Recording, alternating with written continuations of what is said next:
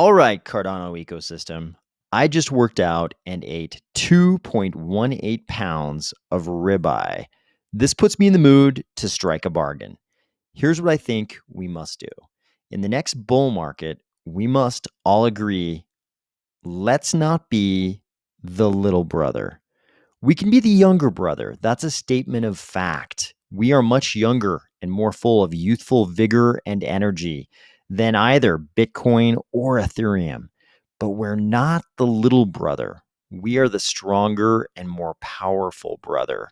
We're far more decentralized. We have a stronger, less error-prone programming language at the base layer. Tokens are native citizens of our blockchain, and we are the only brother with true liquid staking. We are the Tommy Shelby to Ethereum and Bitcoin's Arthur. There are some good qualities in Arthur Shelby. He paved the way and kept the coppers off the family boat just long enough. But only Tommy is strong enough to take the family to the next level. It's time for Cardano to start acting like the stronger brother that it is. Ready? Let's go.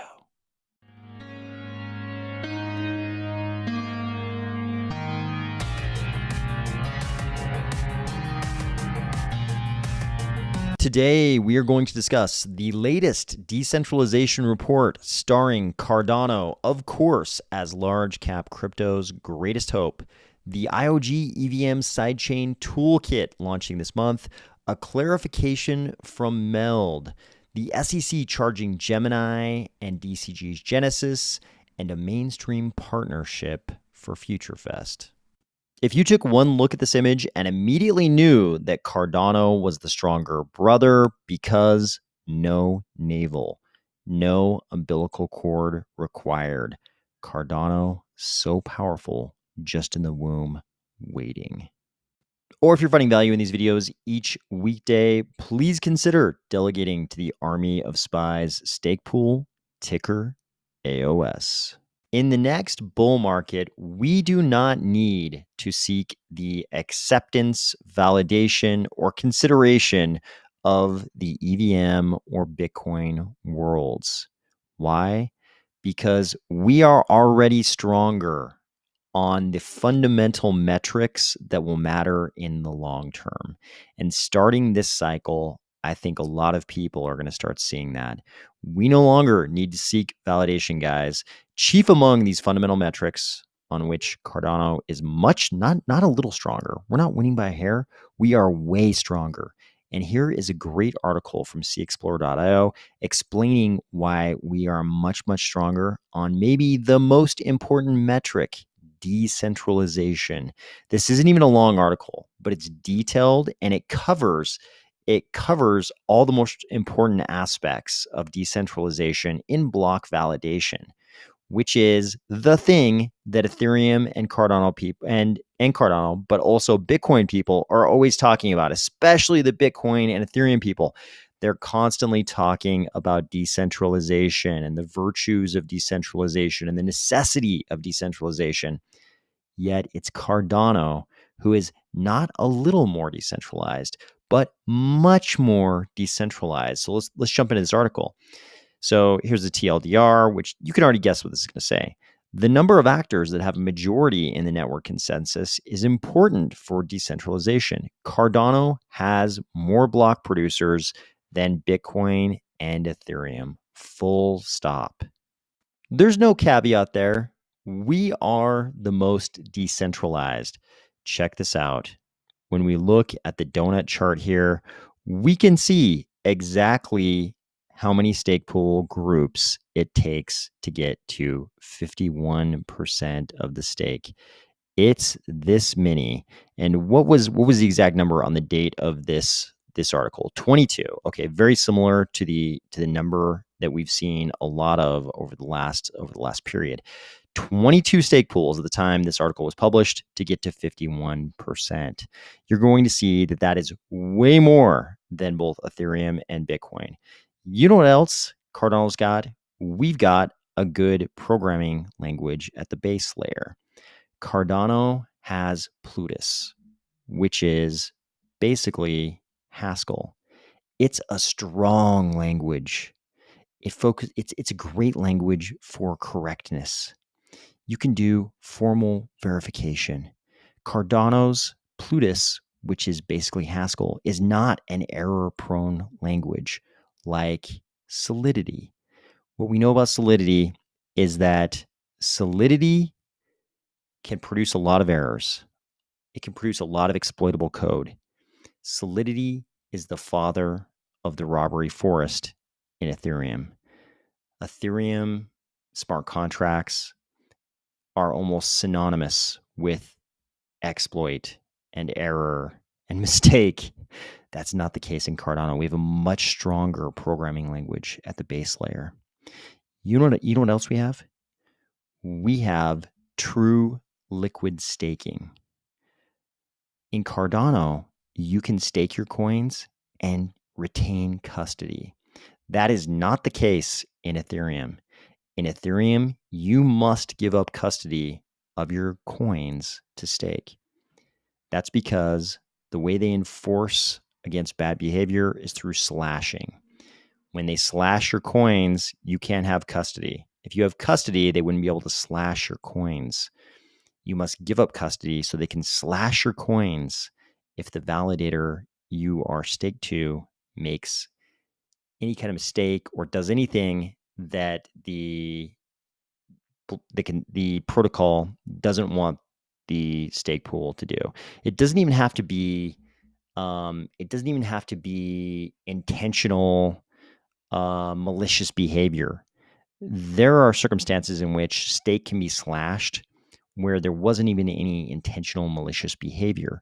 So you cannot have custody. Ethereum has tried to work their way around this by producing liquid staking derivatives. So in order to achieve any kind of liquidity in your staking position, you have to use a derivative instrument. So you can't actually have liquidity in your Ethereum coins. That would require custody, which you cannot have in Ethereum. You have to have a derivative instrument, which introduces all of its own risks. In fact, the biggest liquid staking derivative provider tells you exactly what those risks are. Right on the LIDO website in the FAQ, I believe this all used to be right in the white paper, but now it seems like the white paper is kind of divided up into a bunch of different web pages with different sections, but we still have these same 6 risks that I believe have always been in the white paper. And you could argue that 2 of these related to the beacon chain maybe went away with the merge. Maybe this is a little bit out of date, but the other 5 risks, or I guess it's 1, 2, 3, 4, 5, 6. The other 4 risks are still there. We've got smart contract security risk. We've got DAO key management risks. I think we all remember when a stake pool lost the keys to their delegators' coins. So we know that risk does exist in the Ethereum ecosystem. We've got staked ETH price risk. Users risk an exchange price of staked ETH, which is lower than inherent value due to withdrawal restrictions on LIDO, making arbitrage and risk-free market making impossible. The LIDO DAO is driven to mitigate above risks and eliminate them entirely to the extent possible. Despite this, they may still exist. So you've got a price risk as to this derivative instrument. You've got the slashing risk, which we've already talked about. You've got the aforementioned DAO key management risk, and you've got this smart contract security risk. Do any of these sound like risks you would experience in Cardano? Not to me. I don't think we suffer any of these risks because we don't give up custody. We don't have to engage in this derivative instrument madness. We just stake our coins and keep custody of them. But this smart contract security risk brings up another thing about Ethereum. In Cardano, tokens, NFTs, these are native assets. They are first-class native citizens of the blockchain. They have the same standing on the blockchain in many ways as ADA. They are native assets. You don't have that in Ethereum. In Ethereum, tokens, NFTs, These are denizens of smart contracts. Just to be born, they have to come from a smart contract. So all of the problems that we know exist with the robbery forest and smart contract, all of the tokens and other non-ETH assets on Ethereum are subject to all of those risks. Not like in Cardano, where those assets are native assets.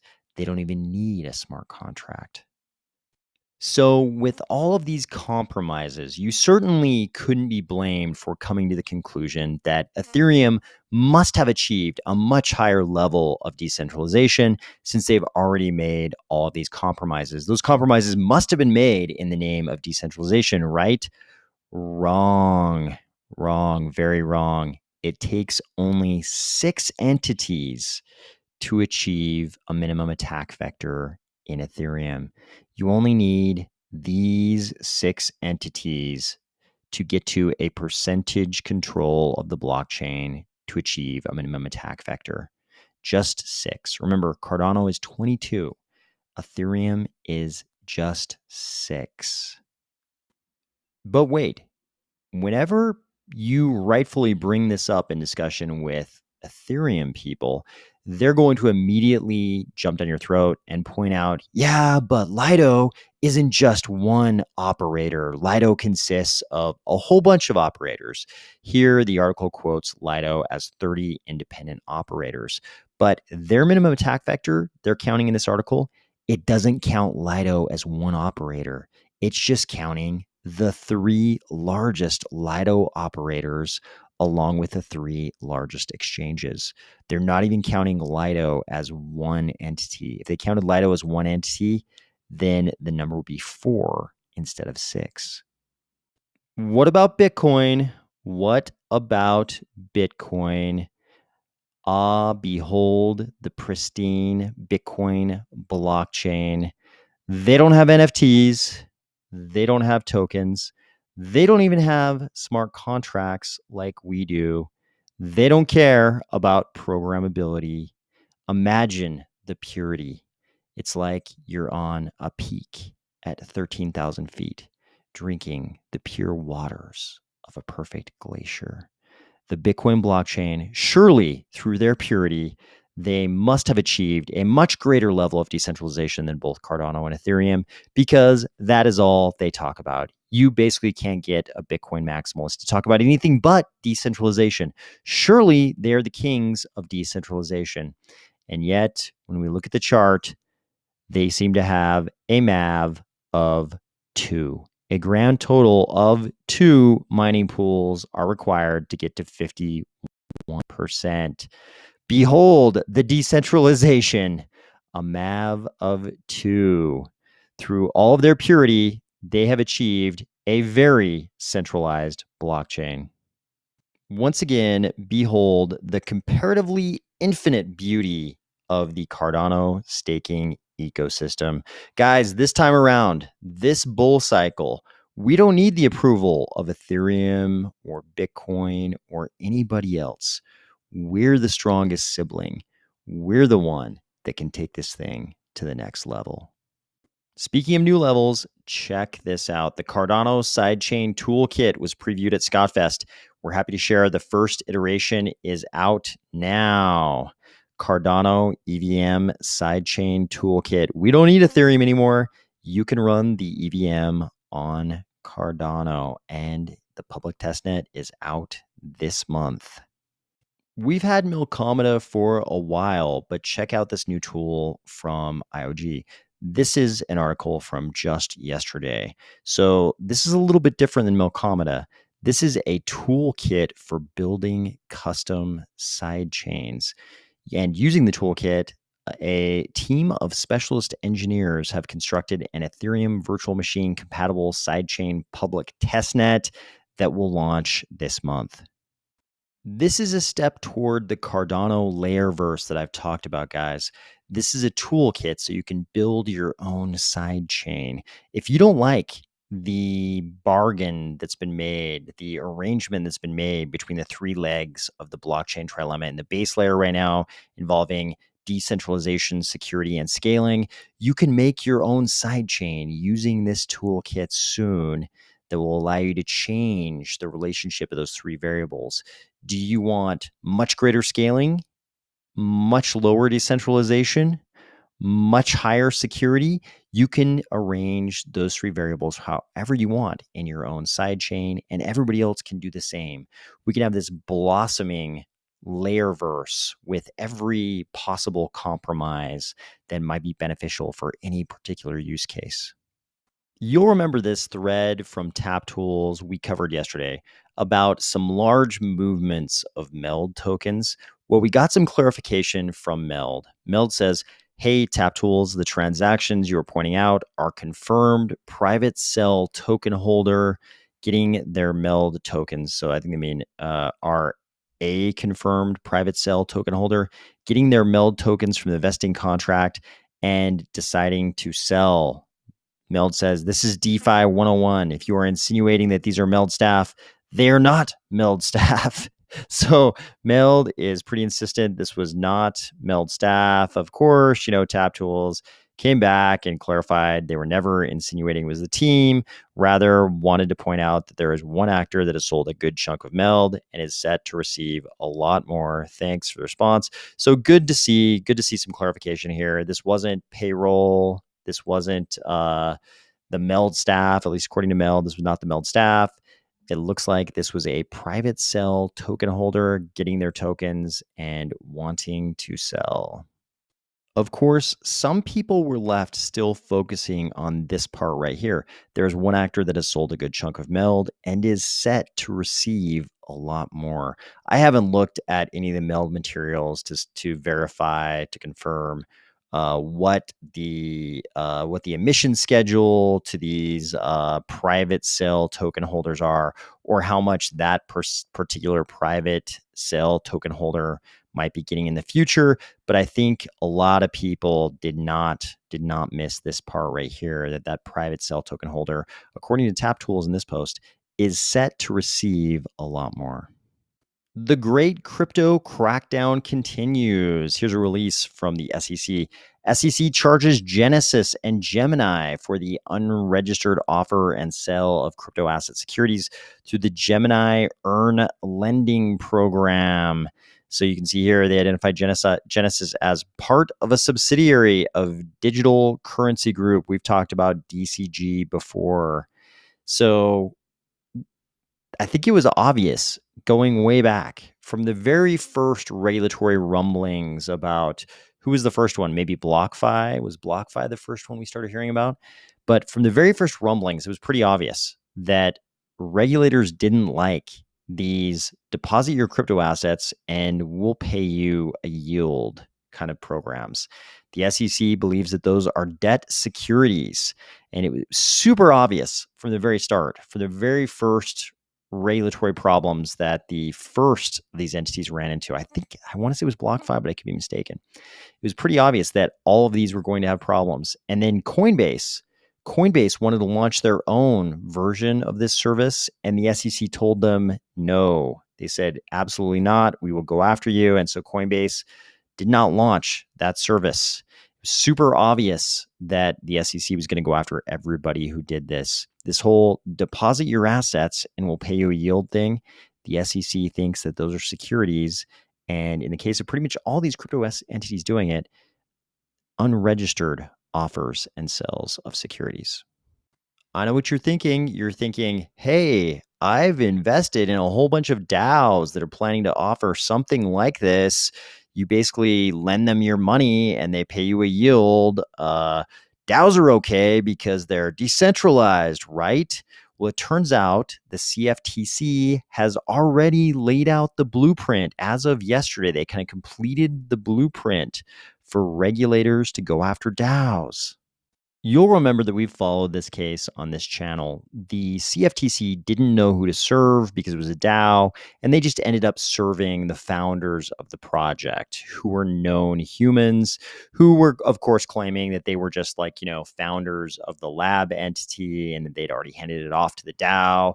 But the court didn't care because those founders, of course, were DAO token holders. So they said, hey, you're DAO token holders, so the CFTC can just serve you. And they did. And the CFTC is not stupid, just like the SEC is not stupid, and every other federal regulator. They're actually full of very smart people. And so they said, hey, if you guys are all going to pretend like nobody's responsible for the DAO, now that we've already given you sufficient service of notice, we are just going to ask for an entry of default judgment against you. Since no one is defending our claims, Rule 55A provides that when a party against whom a judgment for affirmative relief is sought has failed to plead or otherwise defend, and that failure is shown by affidavit or otherwise, the clerk must enter the party's default. So understand what's happening here. The clerk gets to enter the default. This isn't even something the judge has to rule on. It's just a default judgment. Nobody stepped up for the DAO to defend the DAO against the CFTC's claims. So the CFTC can get a default judgment against the DAO. This is what happens if they can figure out, this is the blueprint. If there's any human they can identify, and it's probably usually going to be the founders because they're usually public known humans in crypto, at least in 2022. And so far in 2023, if you have known humans they can serve who are known token holders, they're just going to serve them. And then if nobody steps up to defend the DAO, they're just going to get a default judgment. And then it's just a matter of enforcing the judgment against the DAO. That's where things are going to get really interesting, maybe a little spicy for the members of the DAO, or at least the continued existence of the DAO. It's going to be really interesting to see what happens after this. But this is the emerging blueprint for regulators to enforce against DAOs. DAOs are not going to be safe from the regulators just because they're decentralized. So if you are involved in a DAO that's doing some of these use cases that we already know the feds will go after, if it's a centralized actor, I don't personally believe that there's any reason to believe that decentralization is going to be any kind of shield to that. I don't think the feds care at all if you're decentralized or centralized. If they can figure out a way to serve you, they're just going to serve if there's any human they can identify who's a token holder of the DAO. This blueprint is just serve that person, get a default judgment, and then you're kind of done with the judicial system as far as getting judgment against the DAO. Then it's just a matter of how you're going to enforce judgment against that DAO. And that's going to be the interesting part. When I say that the judge doesn't really have to rule on this, it's probably more informative to say that the judge doesn't even have to deliberate on this. There's not really even anything to deliberate. There's not two positions to weigh against each other because there was no defense of the CFTC's claims. There's not really anything for the judge to deliberate here. There was no defense. Finally, ending the week on a happy note, look at this little announcement from FutureFest. So they're very subtle about this. They talk about their second cross-chain virtual event.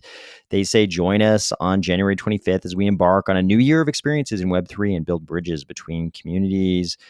Then you come down here to the graphic, and it's another cool looking FutureFest, kind of graphic advertising an upcoming event. Fever Dream Friends, holders only virtual meetup, world open for 24 hours, January 25th. But then look down here at the bottom. Official collab, Skullcandy headphones, notably. And look at this, the little FutureFest character here is actually got a pair of Skullcandy headphones on. I think this is pretty important. Whenever one of our Cardano projects manages to get a mainstream collaboration, some kind of mainstream partner, in this case, a hardware manufacturer, no less, I think it's pretty notable. I think this is good progress for one of our ecosystem projects. Super glad to see it. I hope everybody had a great week. I hope you're getting ready for a fun winter weekend if you're in the Northern Hemisphere, or a fun summer weekend if you're down south. But in any case, I will talk to you soon.